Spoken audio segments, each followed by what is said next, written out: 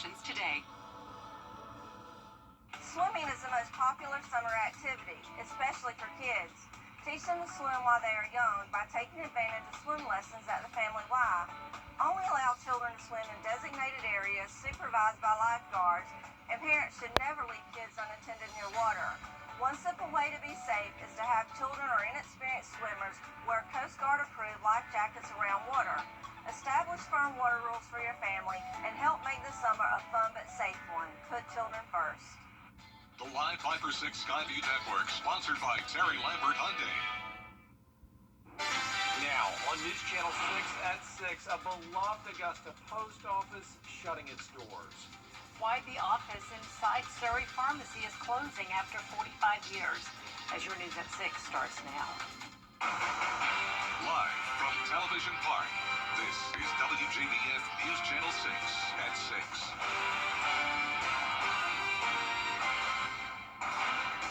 Good evening, everyone. I'm Jenny Montgomery. I'm Brad Means. We do thank you for joining us. We're going to get to our top stories in a moment. First, though, we are keeping an eye on the weather. Let's check in with Chief Meteorologist Jenna Petracci.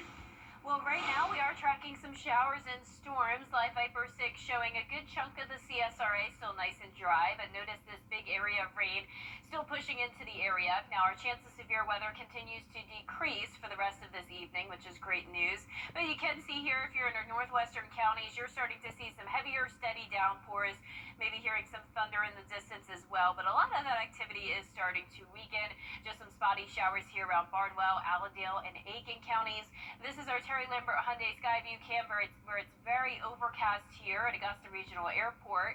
And temperatures are ranging from the upper 70s to the low 90s. 90 still in Barnwell and Thompson where it's been dry, 85 in Millen, Augusta 83, and only 76 in Crawfordville, 78 in Sparta. You can see those western counties in particular a whole lot cooler than it was yesterday. A cold front's pushing through, and that'll really drop our temperatures by tomorrow. Now, it's also a bit windy out there, gusts up to around 20 to 25 miles per hour. And for the rest of this evening, we'll dip down into the mid-70s in Augusta by 9 p.m., 73 by 10, with shower and storm chances continuing over the next few days. We will have a high chance of rain Saturday and tomorrow. Temperature is definitely cooling down back into the low 80s. And then as we go into the beginning of next week, we could have some potential tropical impacts nearby. And I'll break down all the details on that coming up. Back to you. All right, Jenna, thanks.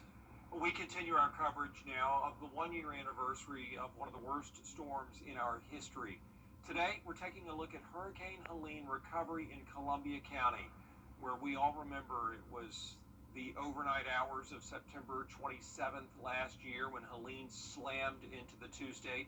High winds bringing so many trees down, blocking roads, businesses and homes destroyed, millions upon millions in damages, dozens of people all told killed. Sean Granato is the director of EMA in Columbia County. He tells us most of the cleanup process is done. Says it was a lot of work, of course, but he's proud of the county employees who stepped up to help.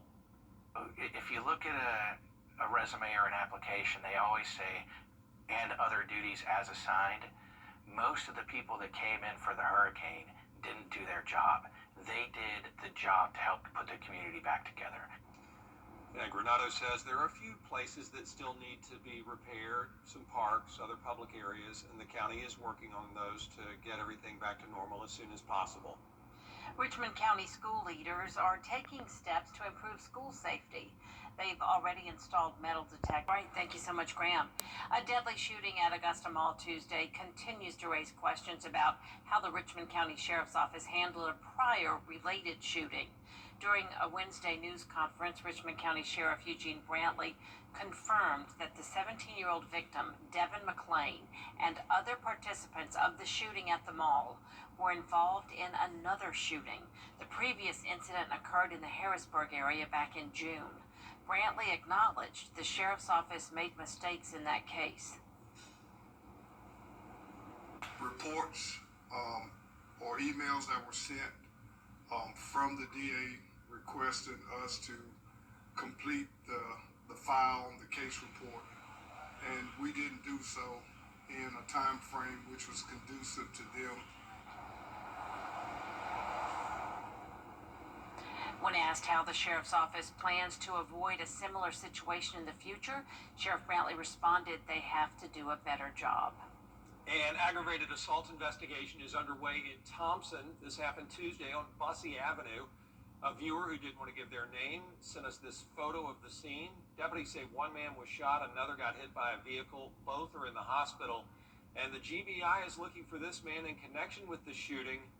Jimmy Mance is his name. Don't try to approach him. If you see him, just call law enforcement. The days are winding down for an Augusta institution. After 45 years, the post office tucked inside the Surrey Center Pharmacy is closing its counter. Here's George Escala. For more than 45 years, this little post office delivered. It's just so convenient. Everybody's so nice. The mail gets out on time. I'm very sad about it. Countless letters, cards, and packages have been mailed from the Surrey Center Pharmacy Post Office since it opened in 1979. But the owner getting a letter from the Postal Service saying its contract would end because customers have other options. And there were several post offices in the area that if we were not in operation, that they were close enough and enough of them that they could take care of anything that we were able to do here. But longtime customers do not agree with that because there's nothing like station number 6. I tell you, I'm heartbroken. I love it. I have used it. I've lived here about 32 years, and this has been one of my favorite things. The best post office in town. The people are so kind and helpful, and we're going to really miss it. We're going to miss, the customers that come in on a daily basis, but we know that we'll see them at other times during the week and the year, and, we know they're not going anywhere. We just won't see them as much. The pharmacy is staying open, but without its little post office starting at 5 p.m. September 30th. It's an era that's ending. That's what it is. It's a bygone era. A trip to the post office can be an ordeal, but not for the customers here, so they're giving the decision to close their stamp of disapproval. In Augusta, George Escala, WJBF, News Channel 6. Well, attention football fans, there is still time to support Georgia or Alabama in the Shepherd Blood Center's Donation Domination Drive. When you donate blood, platelets, or plasma this week, just pick a team, and the team with the most donors wins. Right now, the Bulldogs have about 1,300 points. The Crimson Tide is at about 1,000. Donors get a t-shirt and a voucher for a free Chick-fil-A sandwich when they give. Shepherd talked to us about why they chose to compete with Life South in Tuscaloosa. Life South is a great partner, and they do great work. And so they helped us map a region that is a similar collection size to us. This is our first Georgia, Alabama. So the past 2 years, we've done Georgia, South Carolina games. And so this is a new one. But we are going head to head this week. And it's really just about whose community is the best. Well, the good news is that all the blood donations go to hospitals right here at home. Those in the outlying counties get their share as well. This drive ends tomorrow. Coming up, growing concerns about a government shutdown. Why the White House is threatening mass firings to avoid it. Tonight, Senate, where it needs 60 votes to pass. The plan did fail in the Senate last week, but Republican leadership says it plans to hold more votes early next week when lawmakers return to Capitol Hill. In Washington, I'm Kristen Escow. And our chief meteorologist, Jenna Petracci, back with us now. Well, we're finally seeing some rain, and those rain chances will continue into the weekend, and we could be tracking the tropics early next week. I'll have your latest tropical update when we return. In case we haven't met, I'm Hudson. The Live 5 for 6 Skyview Network, sponsored by Terry Lambert Hyundai. The News Channel 6 mobile app is now even better. Download it today. Now, your most accurate forecast with WJBF Live 5 for 6. Welcome back. We do have some showers and storms primarily impacting our northwestern counties. You can see a good chunk of the CSRA is dry with just some spotty activity down in Jenkins County, light showers around Barnwell. But a lot of this activity is starting to weaken, so our chance of severe weather tonight has now decreased significantly. Heavy rain and lightning there near Athens, even that's starting to fade away. So a few more showers possible tonight, but nothing too significant. Overall, this is very beneficial rain for us. Cloudy skies here in Augusta. This is our Terry Lambert Hyundai Skyview cam. 83 degrees, feeling like 88. It's muggy out there with winds out of the west-southwest to gusts up to around 20 miles per hour this evening. Some cooler temperatures to the northwest, 70s, but then 90s down towards the southeast. And that's the case right now in Allendale. But we have this cold front coming through, and that'll really drop our temperatures across the board tomorrow. So it's going to be a cooler day. However, low temperatures are rising, so the cloud cover overnight with the on and off rain keeping us around the 70-degree mark, and then we'll only make it into the low to mid 80s in the afternoon. Your football Friday night forecast for the Game Night Live game of the week is showing the chance of rain and storms, unfortunately. Now, the good news is that temperatures won't be hot. We'll be starting out the game in the 70s. Now, here's our feature cast tonight. Still showing the possibility of additional showers and storms coming through, but this is not looking to be severe. Spotty activity overnight and when you're headed out the door Friday morning. But then once we get to lunchtime tomorrow, we're dry, just mostly cloudy out there. And then by the time we get to dinner time and kickoff for those high school football games, we will continue to see some rain moving in, heavy downpours, thunder and lightning possible, but we're not under a threat of severe weather. But we could see the possibility of some minor flooding as this rain moves in. Light showers Saturday morning, continuing as we go into the afternoon. But then once we get to around dinner time on Saturday, that's when the rain looks to be done as that cold front finally moves away. Now, all eyes are on the tropics as we have a new invest area. This is soon to become Imelda.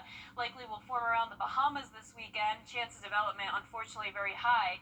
And our latest spaghetti model plots are showing it potentially moving towards our area. That includes anywhere from Florida up to around North Carolina. A lot of the models focusing around in between Charleston and Myrtle Beach. You can see here that we do have two possible scenarios. This upper level low that's situated to the west of us could help to drag Imelda closer to us, but there's also the possibility that Humberto, which is right next door out to sea, could also start to steer away further into the open Atlantic. So still a lot of uncertainty here, but we will keep you updated. If we were to see those tropical impacts, it would happen around Monday or Tuesday of next week. As of now, I just have a 40% chance of rain with highs in the low 80s. Eventually, those temperatures falling into the 70s. Now, congratulations to today's umbrella winner. That is Vonnie Nogales from Grovetown, Georgia. Vonnie, you can pick up your Viper 6 umbrella here at the station and sign up to win yours on WJBF.com. All right, thank you, Jenna. Coming up, week 7 of Game Night Live features Harlan and ARC. Hear from both of their head coaches on the matchup in sports. Right now at Rooms to Go. The greatest stories often start small. A quiet beginning to something much bigger. At SRP, they'll help you take the driver's seat in life, giving you the confidence to move forward And the support to stand on your own, wherever the road may lead. SRP is here for you, for what you plan And what you never see coming. I'm so sorry. Because sometimes the smallest moments, become the heart of your story. and when a new chapter begins, it helps to have someone you trust, At SRP, they stay one step ahead. so you can protect What matters most.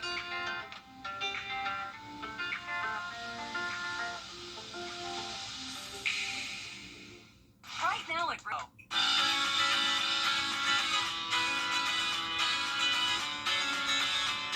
Follow News Channel 6 on Instagram. Now, WJBF sports coverage you can count on. Well, week 7 of Game Night Live brings us to the Academy of Richmond County taking on the Harlem Bulldogs. in a 3A Region 4 matchup. Now, the Bulldogs suffered their first loss on the year, dropping a close 26-21 game to West Lawrence last week at home.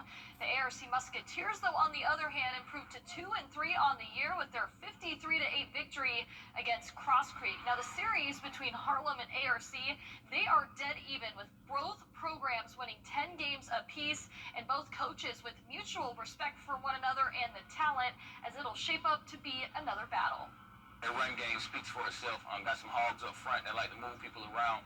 So all in all, it's just going to be us coming here playing the physical brand of ball, playing our style of ball on the offensive and defensive tip. And then, like I said, just letting the chips fall where they make. As long as they get the best version of Richmond, I like our chances. Their losses, they've got a lot of close games against tough opponents. They're coached really well. Coach Grissett and his staff do a great job with those guys. That program is just growing and expanding and getting better and better and better, and they've got a really good football team, so we've got our work cut out for us for sure. Kickoff set for 7:30 p.m. Friday night on the CW6. Now, also, do not forget to cast your votes for our Football Friday Night Player of the Week. This week's nominees: Carson Hand from ARC, Toya Nabriet out of North Augusta, Fortson Partridge for Lincoln County, Caden Aiken out of Blackville Hilda, and A.B. Hilton out of Screven County. You can cast your vote once per day. The poll closes 11 p.m. tomorrow night, and we will, of course, announce the winner on Week 7 of Football Friday Night. Well, the Hepzibah Rebels are unveiling a brand new playing surface at Big John McLeod Stadium tomorrow night, just in time for homecoming. Now, technically, the Rebels have had 2 home games this season, against Washington Wilkes and against Aquinas, but due to the construction and the field renovations, those games were played at Butler High School. Now, meanwhile, Coach Daniel Dursey and his staff have held their breath, hoping for no more injuries while having to practice on a part grass, part dirt 80-yard field in the interim. But walking back into their new home against Cross Creek Friday will be a sight for Dorsey's sore eyes. Like, being home is a feeling that's different. It's like going on vacation. Yeah, it's fun and all for a little while, but after a while you get tired of it. You want to be home in your own bed, your own comforts, and that's kind of what this feeling is right now. You're back home, in our home stadium with our home crowd for homecoming. Well, it'll be Cross Creek coming to Hepzibah Friday night at 7:30 p.m. Rebels looking for their second win in a row. Exciting times for their stadium, of course. New renovations. Yeah, it's going to be nice. All right, Gianna, thanks. We'll be right back. For over 30 years, on WJBF 6.2. Something about the morning. Makes you feel good now. You know that I love you. Good morning, Augusta. I was on my way to take my son to school, and this guy rear-ended us. I will never be able to get that day back, but getting the maximum compensation makes it all easier. If you've been in an accident, please call Mike Costello Law Firm.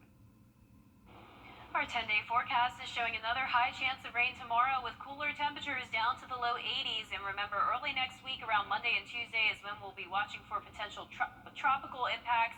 And then after that, temperatures cool down pretty significantly in the mid to upper 70s with slight chances of rain.